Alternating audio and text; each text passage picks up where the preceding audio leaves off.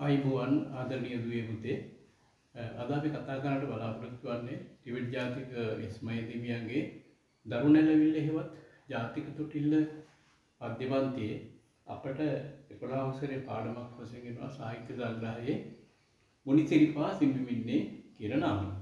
අපි මේ පද්‍ය පන්තියේ කවි 4ක් විතර කතා කළා. අද අපි කතා කරන්න බලාපොරොත්තු වෙන්නේ පුතේ පස්වෙනි කවිය. මේ බෝඩ් එකේ තියලා තියෙනවා. ඔබට මේක කටපාඩම් කොහොමද? අපි බලමු කොහොමද කවිය තියෙන්නේ කියලා. මෙන්න මෙහෙමයි තියෙන්නේ. තමන් ලැබූ දිවි පෙවෙතේ කොටසක් රට සමය වෙතේ කුද නොකොලොත් උඹෙන් පුතේ මෙලොවට කිසි පළක් නැතේ. මේ විදිහටයි තියෙන්නේ. මේක ඇත්තටම හරිම පහසුයි, සුගමයි. පැහැදිලි කරලා දෙන්න තරම් දෙයක් නැහැ. සරල වචන තියෙන්නේ. සරල වචන තියෙන්නේ අහූ පමණින්ම අවබෝධ වෙනවා. ඒ වුණත් අපි අර යුතුයකමක් වශයෙන් ඉතින් මේ පද පිළිබඳ පොඩ්ඩක් කතා කරමු. මේ පද පිළිබඳව කවිය ඉදිරියේ තියෙන වචන පිළිබඳව පොඩ්ඩක් කතා කරමු.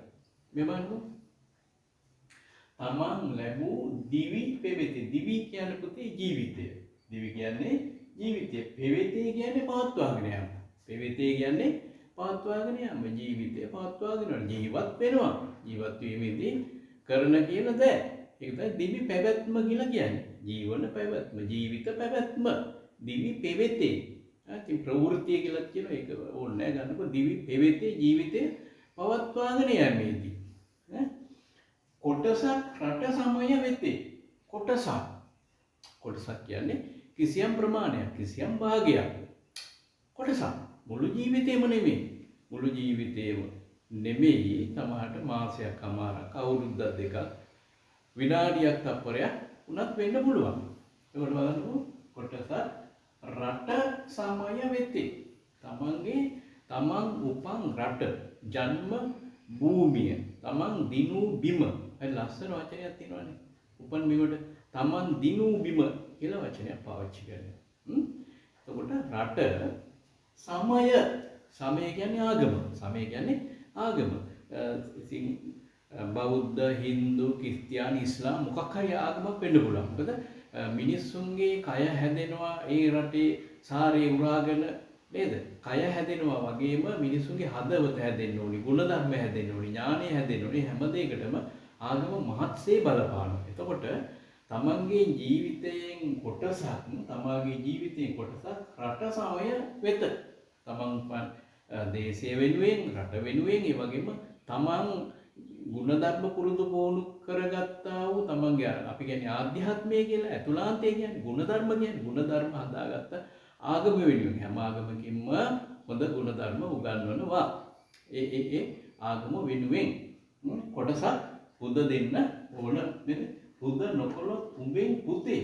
පුද නොකොලොත් කියන්නේ පූජා කළේ නැත්තම්, කැප කළේ නැත්තම්, වෙන් කළේ නැත්තම්, වැය කළේ නැත්තම්. අපි මේ වචන ගැන නැවතත් අපි කතා කරනවා. දැන් පොඩ්ඩක් මේ පළවෙනි වටේට කියන්න යන්නේ. පුද නොකොලොත් උඹෙන් පුතේ. මෙතන ඉඳන් උඹ කියන වචනේත් පාවිච්චි කරලා තියෙනවා. උඹ සමහරවල් කැමති නැහැ උඹ කියනවා නේද? මේ ඉතින් ඔය පරණ මිනිස්සු නම් පැරණි අය නම් උඹ කියලා ආදරෙටයි කතා කරන්නේ. උඹ කියලා තමයි. උඹ බම්බුලා කියලා කතා කරනවා. හැබැයි ඉතින් බලන්න උඹ කියන එක සැර වැඩි වුණා නම් මේ බලන්න එතනම මතක් කරලා දෙනවා පුතේ කියලා. මේ උඹෙන් පුතේ. අර ලස්සන යෙදුමක් මේක. අර හැබැයි ඉතින් මෙතන මේ උඹ කියනකොට හරි ලෙන්ගතුකම වැඩිනේ. ළඟකම වැඩි නේද? මේ අර තමන් කරන මේ ආශ්‍රයේ සමීප බව වැඩි නිකන් ලෙන්ගතුකම වැඩි. අපි ආදරයට කියන්නේ මගේ පුතා උඹ පුතේ කියලාම නේද? සමහර ආදරයට කියනවනේ. ඉතින් කොහොමද මෙතන නම් එහෙම මේ නොගැලපෙන බවක් නම් නැහැ. සමහර කීර්ති කියලා කිව්වද දන්නේ නැහැ නේද? උඹෙන් පුතේ කියලා. කීර්ති එකට උඹ කියලා කියවන ආපහකරයක් පුතේ කියලා කතා කරනවා. කීර්ති නිම ගන්න. එහෙම ගන්නත් පුළුවන්. මේක දෙපැත්තටම ගන්න නම් පුළුවන්. ආදරණීය හැමතුමක් කියන්නත් පුළුවන්. ටික කේන්ති කියලා කිව්ව මේ කේමනක් වශයෙන් ගන්නත් පුළුවන්. ඔය ਵਿਚාරය කරනකොට ඔබට මේ දෙපැත්තම කියන්න පුළුවන්. මේ පුතේ මෙලොවට කිසි පළක් නැති. මෙලොවට කියන්නේ මේ ලෝකෙට. මෙලොවට කියන්නේ මේ ලෝකෙ නැත්නම් ඔයා උපන්න මේ ජීවිත කාලයේදී මේ ඔබේ ජීවිතය කියන එකයි මේ සරල තේරුම. මේ මෙලොවට පරලොවට ඉතින් එච්චර ගැඹුරට යන්න ඕනේ නැහැ. මෙලොවට කියන්නේ මේ ජීවත් වෙන කාලය තුල මේ ලෝකයට මේ සමාජයට මෙලොවට මොකද කියන්නේ කිසි පළක් නැති. ඉතින් පළක් නැහැ. ඵලදාවක් නැහැ. ප්‍රතිඵලයක් නැහැ. ඉතින් ප්‍රතිඵල ඒ වගේ මහා ගැඹුරු වචන නෙමෙයි බොහොම සරල වචනයක් පාවිච්චි කළේ උන්වහන්සේ මේ ජාතික ඉස්මායිල් මේක දරුවන් වෙනුවෙන් ලියන කන්නේ පුතේ. එහෙනම් දරුවන්ට ගැළපෙන විදිහට හරි සරල විදිහට වචන යොදලා තියෙන්නේ. හොඳයි. ඔය අපි සරලව කතා කළේ මේ කවි පන්තියේ මේ කවියේ වචන ගැන. හරිද? මේක කියනකොට මට පොඩි කතා පොඩි සිද්ධියක් මතක් වෙනවා. දැන් ඔය ගම ගෙවල් වල ගමේ ගෙවල් වල අයියලා කළා නංගිලා මල්ලිලා හරියට ඔට්ටු තියනවා විහිළු තහළු කරගන්නවා. එහෙම ඒවා තියනවා නේද? අපි කියමුකෝ නිකන් මෙහෙම එකක් ඔන්න වාරි භාගෙදී නංගි ලකුණු 50ක් ගන්නවා. ගණිතයට. අමාරු විෂයක් කියමුකෝ.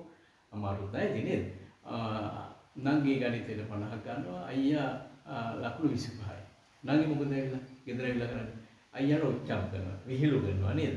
අයියෝ වැඩක් නෑ. අයියා පරාදයි. මම ලකුණු 50යි. අයියා 25යි. නේ? ඔච්චම් කරනවා විහිළු කරනවා නිකන් ඔට්ටුවට නේද? බොරුවට නිකන් නේ. ඒවලු ඉතින් එහෙම තමයි. එහෙම තියෙන්නේ බෑ.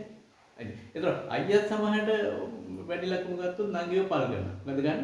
පල් කරනවා. පොඩි පල් එකක් දානවා. නේද? පොඩි පල් එකක් දානවා. හැබැයි ඒකෙන් ඒ පල් කිරීමෙන් මේ සදාකාලිකවම ඔයාලට ගණන් බෑ. ඔයාලට කවදාවත් ඉදිරියට එන්න බෑ. එහෙම අදහසක් නෑනේ. හැබැයි ඉතින් පල් කරන එකත් හොඳයි. අයියත් හිතනවා තමයි යකෝ. ඇත්තනේ නම් මං ගණන් වලට 25යි. මට 50ක් විතර ගන්න තිබුණානේ. නංගි මටත් වඩා අරක් තියෙනවා. කමන්නේ මම කොහොම හරි ගණිතයට ලකුණු වැඩි කරගන්නවා. අන්න එහෙම හිතලා මොකද කරන්නේ? ලොකු උපස්තම්භනයක්, උත්තේජනයක් ඇති කරගන්නවා, ධෛර්යයක් ඇති කරගන්නවා. ඉතින් ඒක හොඳයිනේ.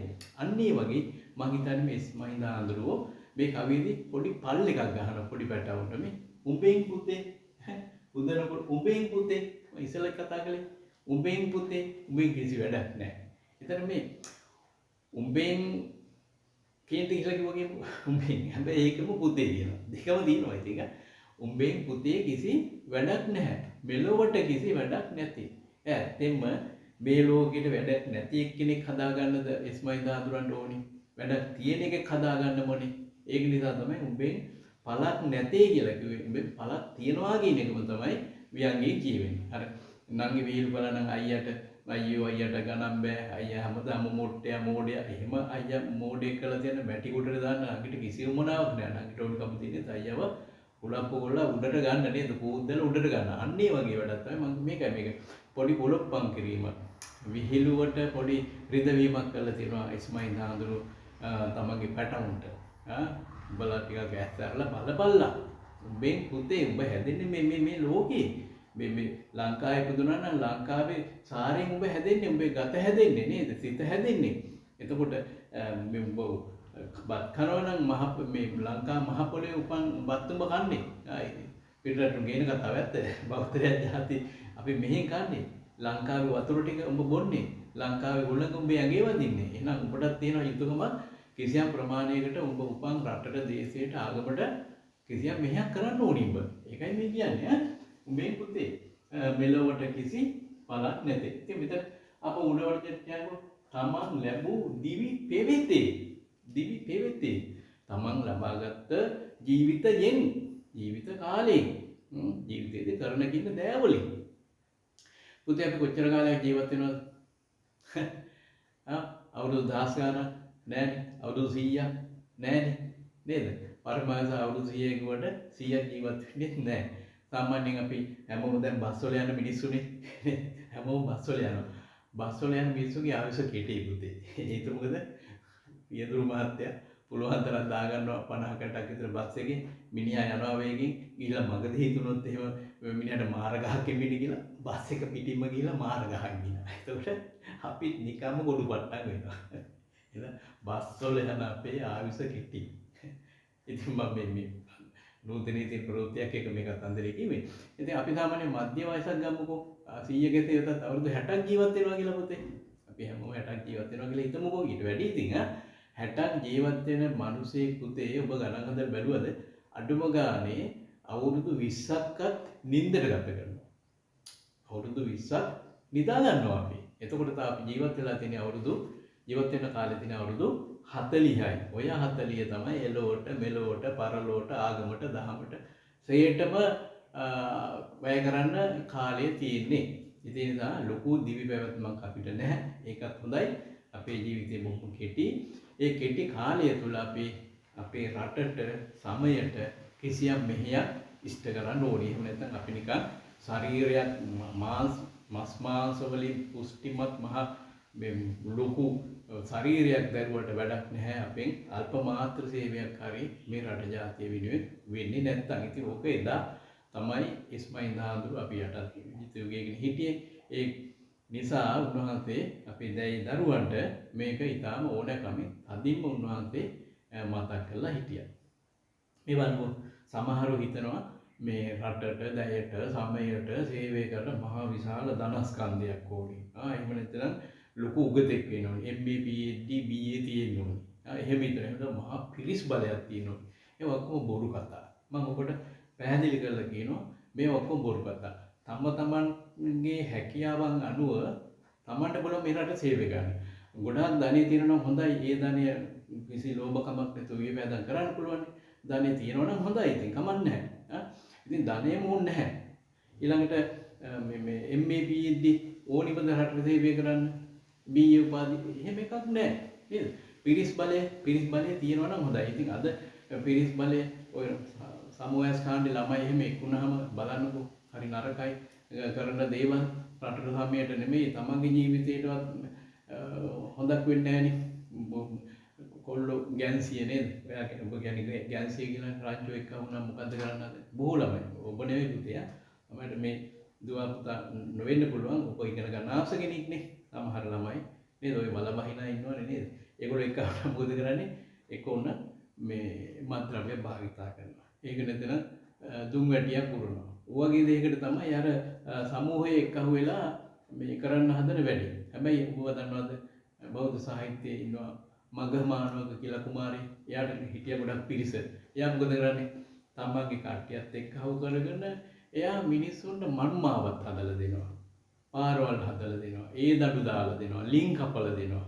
මගමානවක කුමාරයා බෞද්ධ කතාවක්.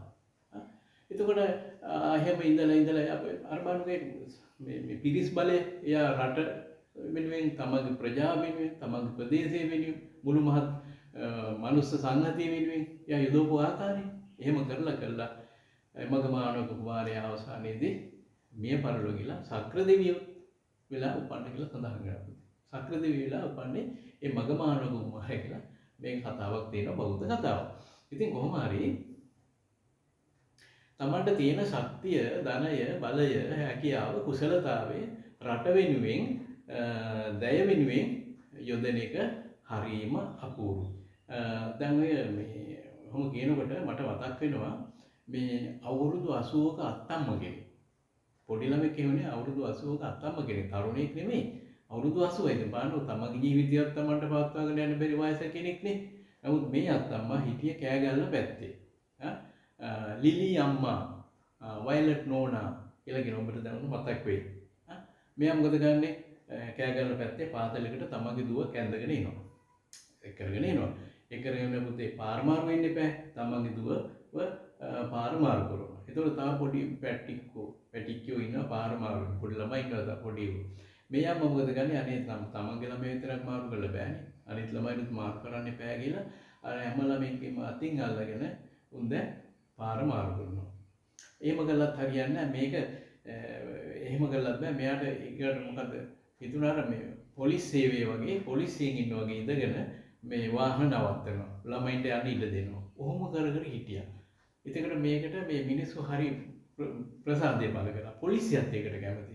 මේ අත්තම්මට, ලිලි අම්මට. අන්තිමට පොලිස් ඇඳුම් කට්ටලයක් ගෙනත් ට්‍රැෆික් එකේ අඳින ඇඳුම් කට්ටලේ තියෙන. ඒක ඇඳගෙන ඒ අත්තම්මා ඒ සේවය කළා. ඉතින් එයාට හරියට කරු බුහුමඟ ලැබුණා. බලන්නකෝ මේ වයස බලපෑවේ නෑනේ. රටට සමයට සේවය කරන්න නේද? වයස බලපෑවේ නෑ. මහා ලොකු ධනස්කන්ධයක් ගියෙත් නෑ. ඉතින් ඔය මේ මම ඔබට කියන්නම් මම මේ කියන ප්‍රවෘත්ති බොරුවක් නෙමෙයි. මේ බලන්න පුතේ ඔබ කියවලත් ඇති ඔබ ළඟ පාරන පොතත් ඇති මේ බලන්න සිංහල කියවීම් පොත සිංහල කියවීම් පොත මේ පහවසර පාසලේ ඒකේ තියෙනවා පාඩමක් මේ පාර කියන අත්තම්මා දෙවෙනි පාඩම පාර කියන අත්තම්මා ඒ ලිලි අම්මා පිළිබඳ ඒ ප්‍රවෘත්තිය ඒකේ තියෙනවා. ඉතින් රටට සමයට සේවය කරන්න ඕනම වයසක කෙනෙකුට පුළුවන්. පොඩි ළමයෙකුට උනත් පුළුවන්. ඒ වගේම මට මතක් වෙනවා ඔබ අහලත් ඇති අර කලාවැව හදන කාලේ. කලාවැව හදන කාලේ වැව් බැම්ම බැඳලා ඉතින් වැව් බැම්ම ටිකක් අලුත් වැවේ වතුර පිරීලා. දැන් වැව් බැම්ම මේ කඩාගෙන යන්න වගේ කිට්ටුයි. දැන් කාලා කියලා පොඩි ළමෙක් ඔතනින් යනවා. යනකොට එයා දකිනවා මාර වැඩක් වෙන්නේ යන්නේ. හරි අපරාධයක් වෙන්නේ යන්නේ. කලාවැවේ මේ වැවේ වතුර පිරීලා. කලාවැව නෙවෙයි වැවේ වතුර පිරීලා. වැව් බැම්ම කඩාගෙන මේක නිකන් සාපයක් වගේ වෙන්නේ යන්නේ. ඒ ළමයාට හිතෙන විදිහනේ. එයා කල්පනා කළා නෑ. මම මේ වතුරට බිලි වෙනවා. ජල රකුසට බිලි වෙනවා. බිලි වෙලා මම මේ රටවැසියෝ පුරවැසියෝ මම බේර ගන්නවා. කියලා මේ කාල පුතා වැවට පැනලා දිවිනසා ගත්තා. හැබැයි මේක ජනප්‍රවාදයක්. ඊට පස්සේ තමයි පුතේ වැවට කලාවැව කියලා නම හැදුණයි කියලා සඳහන් වෙන්නේ. රටට, සමයට, ජාතියට දිවි පුද කළ මිනිස්සු අතීතයේ ඉඳලා තියෙනවා. එක. ඊළඟට බලන්නකෝ මේ කතා කිව්වම මට මතක් වෙනවා. මේ ලංකාවේදී නෙමෙයි පිටරට ගිහිල්ලත් අපිට ලංකාවෙන් සේවය කරන්න පුළුවන්. ඒ කියන්නේ තමන්ගේ රට වෙනුවෙන්. තමන් උපන් රට කියන්නේ හරි වටිනා දෙයක් නේ. ජනනී ජන්ම භූමිශ්ච ස්වර්ගාදපි ගරියසි. එහෙමනේ තියෙන්නේ. තමන් උපන් රටයි තමන්ගේ මවයි. තමන්ගේ මවයි තමන් උපයි තමන් උපන් රටයි දෙකම ස්වර්ගයටත් වඩා වටිනවා. දිව්‍ය ලෝකයටත් වඩා වටිනවා තමන්ගේ අම්මා. තමන් උපන් දේශේ. එහෙමයි සඳහන් වෙන්නේ. ඉතින් ඔබට මතක ඇති පුතේ 1964 ඔලිම්පික් ක්‍රීඩා තරඟ තිබුණේ ජපානයේ. අපේ ඔලිම්පික් දහවන සූරියෙක් ගියා. මට මතක විදිහට කරුණානන්දයාගේ නම. රණතුංග කරුණානන්ද වගේ නමක් තියෙනවා. 1964 මම කියන්නේ. මිනිහා මීටර 10000 තරගෙ දුවන්න ඕනේ. ජපානයේ ඔලිම්පික්කේ දහවන පතේ. ඉතින් අසනීප තත්ත්වෙට හිටියේ කරුණානන්ද. කමන්නේ. රට වෙනුවෙන් තමන් දුවනවා. ජයග්‍රහණේ පරාජය කොයිකක් උනක් කමන්නේ මම දුවනවා කියලා හිත හදාගෙන දුවනවා. මීටර 10000 දුවනවා. ඉතින් මේ ඇමරිකාව, රුසියාව, එංගලන්තේ හැම රටකෙම වගේ ඇවිල්ලා හිටියෝ මහා ක්‍රීඩකයෝ දැවන්ත ක්‍රීඩකයෝ කරුණානන්ද උණ ඇදිලා ඉඳගෙන දුවනවා. වට 10ක් දුවන්න ඕනේ. දැන් අනිත් ක්‍රීඩකයෝ වට 10ක් දුවලා 1 2 3 තේරිලත් ඉවරයි. කරුණානන්ද 6 වෙනි වටේ දුවනවා. දැන් වට 10ක් දුවන්න එපා. අනිත් 4 දුවන්න ඕනේ. මෙයා දුවනවා. 6 දුවලා ඉවරයි. ඔන්න 7 දුවනවා. ඒ වල 8 දුවනවා. ඔය 6 දුවනකොට මිනිස්සු මේ කරුණානන්දට විහිළු කළා. අන්න පිස්සෙක් තරගෙත් ඉවරයි. මේක දෙක තුන රෝල්ලක් දෙන අන්න පිස්සෙක් දුවනවා. ඒකේ විහිළු කළා. හැබැයි 8 වෙනි 9 වෙනි රවුම් යනකොට මේ ජපානයේ මේ ප්‍රේක්ෂකාගාරයේ 80000 කෙටිය සෙනගෙන් උන 8 විතර යනකොට එක්කෙනෙක් දෙන්නේ අක්කුඩියක් දාලා ගහනවා. මොකද වැඩක් මිනිහා කරන්නේ කියලා. 9 ගියා. අම්මා 10 වෙනි වටේ පටන් ගන්නකොට අර ජපානයේ මේ ඔලිම්පික් තරගයේ නරඹපු ධාවන තරගයේ නරඹපු 80000ක් විතර සෙනග ඔක්කොම නැගිටලා මුණස්ටෙන් නැගිටලා අක්කුඩි ගහනවා. කමෝන් සිලෝන් කියලා. අක්කුඩි ගහලා යාව පිළිගත්තා. ඉතින් කරුණානන්ද එදා කලේ මොකද්ද? 1 2 3ට ඒ රේස් ගන්න අයට විතරයි නේද තෑගි දෙන්නේ. මේ මිනිස්සේ අන්තිමේ. වට 10 දිව්වා ඉතින් වට 10 දිව්වා. තරගය නිමා කළා. අන්න එකයි ප්‍රශ්නේ තියෙන්නේ. තරගය හොඳින් නිමා කළා. යා ටෝනිකමුතුනේ ලංකාවට කීර්ති නාමයක් අත් කරලා දෙන්න. යා හොඳම පරාජිතයා වශයෙන් යා නම් දැක්කා. ජපානයේ මිනිස්සු හරියට ප්‍රශංසා කළා. ඒ විතරක් නෙමේ කරුණානන්දගේ මේ වීරක්‍රියාව අලලලා ජපානයේ පෙළපොත්වලට පාඩමකුත් දැම්මා. ජපානයේ පෙළපොත්වලට එයාගේ නමින් පාඩමක් දැම්මා. ඒ තරම් ආදර්ශයට ගත්තා කරුණානන්දව. ඉතින් කරුණානන්ද කලේ මොකද්ද? තෑගි ලැබෙන්නේ නැති බව හොඳ ආකාරම දන්නවා. නිකන් දුවලා මහන්සි වෙන එක විතරයි වෙන්නේ. ඒකත් දන්නවා. එයාගේ හිතේ තිබුණ ඊට වඩා උතුම් අදහසක් මොකද්ද? මම මගේ උපන් රටට උපන් දේශයට කීර්ති නාමයක් අත් කරලා දෙනවා. හොඳම පරාජිතයා කියන නාමයෙන් හරියා ලංකාව ඔසවා තැබුවා. ඉතින් බලන්නකො නේද? මිනිස්සුන්ට මහා ලොකු දේවල් ඕනේ නේද? තමන්ගේ දැනුම, හැකියාව, ශක්තිය උපයෝගී කරගෙන කිසියම් ප්‍රමාණයකට තමන්ට පුළුවන් සේවය තමන්ගේ මව්බිම වෙනුවෙන්, උපන් බිම වෙනුවෙන් කරන්න ඕනේ. ඒකයි මනුස්සකම, ඒකයි යුතුයකම. ඒක තමයි මේ ටිබෙට් ජාතික ඉස්මායිල් හාමුදුරුවෝ මතක් කරලා දෙන්නේ. තව අපි මේ කවිපදයේ තියෙන පද ගැන චුට්ටක් තව කතා කරනවා. දිවි පෙවෙතේ මෙන්න බලන්න තමන් ලැබූ දිවි පෙවෙතේ කොටසක් රට සමයේ වෙතේ. ඉතින් ඉස්මායිල් හාමුදුරුවෝගේ ඉල්ලීම කොච්චර සාධාරණද බලන්නකෝ. කොටසක් මුළු ජීවිතේම මේ ආගම වෙනුවෙන්, රට වෙනුවෙන් කැප කරපල්ලා කියලා කිව්වේ නෑ. ජීවිතේ කොටසක්. අර දැන් අපි කතා කළේ කරුණානන්ද මහතා මුළු ජීවිතේම ඉතින් දුවන්න එයා ප්‍රැක්ටිස් වෙන්න මේ පුහුණු වෙන්න කාලය යොදාගත්තා. ඒක ඇත්ත. නමුත් අර තමයි එතන ගිහිල්ලා විනාඩි 10ක් 15ක් දිව්වේ මේ අර තරඟ වට හතරේ ඉවර කරගන්න. පැය භාගයක් කියමුකෝ. පැය භාගෙ මොන කීර්තියක් ලබා දුන්නද?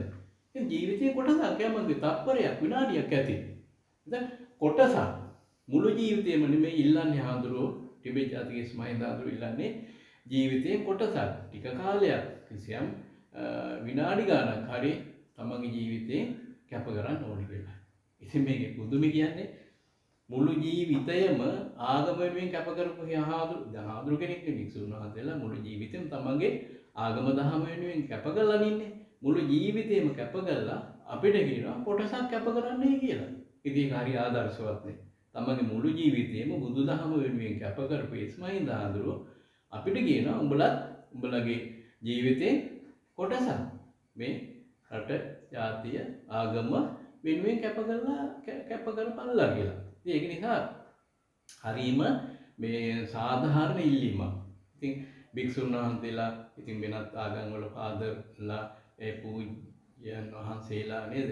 ඒ පූජකතුමාලා මහත් සේවයක් කරන්නේ. මුළු මිනිස් සංහතිය වෙනුවෙන්, මානව ප්‍රජාව වෙනුවෙන්. ඉතින් බලන්නකෝ දැන් අපි ගත්තොත් එහෙම යුද සෙබලෙක් ඒත් එහෙමනේ. මුළු ජීවිතේම එයා තමන්ගේ රට වෙනුවෙන් කැප කරලා ඉවරයි නේද? ඉතින් මේ ජීවිතේම කිව්වම ඔබගේ අවුරුදු 25න් හරි 30න් හරි විශ්‍රාම යන්න පුළුවන් කියලා. ඉතින් හොඳම කාලේනේ එයා හමුදාවේ සේවය කරන්නේ. ජව සම්පන්නම හොඳම තරුණ කාලේ මේ අවුරුදු 25ක් රටට සේවය කරනවා.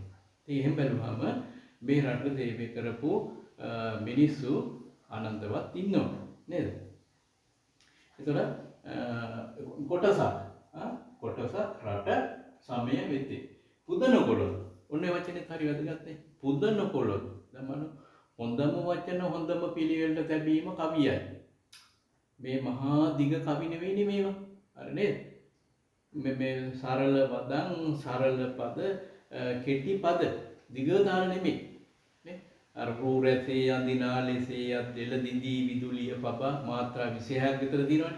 මාත්‍රා 26ක් තියෙනවා. තාලයකට ගායනා කරන්න පුළුවන්. මේ මහා මේ උජාරුවට දීර්ඝව ලිව්ව කවි නෙමෙයි මේවා. බොහොම සරල පද පාවිච්චි කරලා කෙටි විරිතක් පුතේ. කෙටි විරිතක් මේකට තියෙන්නේ වසන්තක විරිත කියලා විරිතක්නේ. මාත්‍රා 12යි. මේ එක පදයකට තියෙන්නේ මාත්‍රා 12යි. 6න් 6 යතිය තියලා කියන්න ඕනේ වසන්තක විරිත කියලා කියනවා. යොන්මත්කල විරිත කියලා කියනවා. කොහොම හරි සරල පද බොහොම සරල විදිහට කියන්න පුළුවන්. ඕනෑම කෙනෙකුට ගායනා කරන්න පුළුවන්. එහෙම එකක් තමයි ජීවිතේ පුදනකොළොත්. ජීවිතේ කොටසක් දැන් පුද කරනවා කියුව හැටිම අපිට මොනවද මතක් වෙන්නේ? ආගම දහම නේද? අපි දානේ පූජා කරනවා, මල් පූජා කරනවා නේ? මේක පූජනීය කටයුත්තක්. බලන්නකො ලස්සනට කිව්වේ විදි. මේ තමන්